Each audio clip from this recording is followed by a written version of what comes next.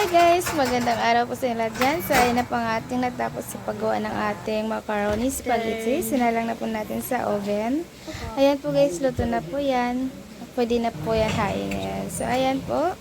At syempre, isunod din po natin ang ating sweet and sour face dory.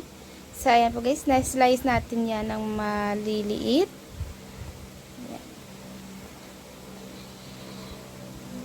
At minarinate po natin ng ginisa mix, ground black pepper, at saka lagyan natin ng konting asin. Tapos nag-prepare tayo ng sibuyas at saka red bell pepper.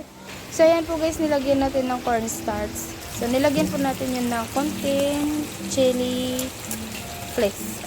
At saka prinito na po natin. So, ito na po ang ating naprito guys. At timplahan na po natin ng kanyang salt. So, ayan. Simpleng luto lang po guys. At simpleng gawa lang po na. Sakto na po. I-mix lang po siya. Tapos, maya-maya pakulayin nyo po ng konti. At tapos tanggalin nyo na po sa pinaglutuan. Para hindi po siya ma-overcook ang ating sibuyas at saka red pepper and then carrots. So, ayan po yung finish natin na kahapon guys. Yung pinakita ko sa inyo na ribs. So, ayan po. Masarap po yan guys. Try nyo po sa bahay pag may oven kayo. At ang ating kimchi rice. So, ayan guys. Nilagyan po natin ng cheese sa ibabaw. Palamuti.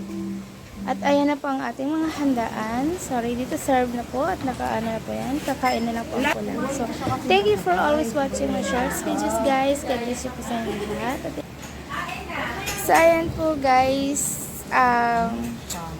Thank you po. Merry Christmas po sa inyong lahat dyan. At ang ating lumpia guys. Ayan po ang ating mga handa ngayon. So, ayan po. Thank you. Bye-bye.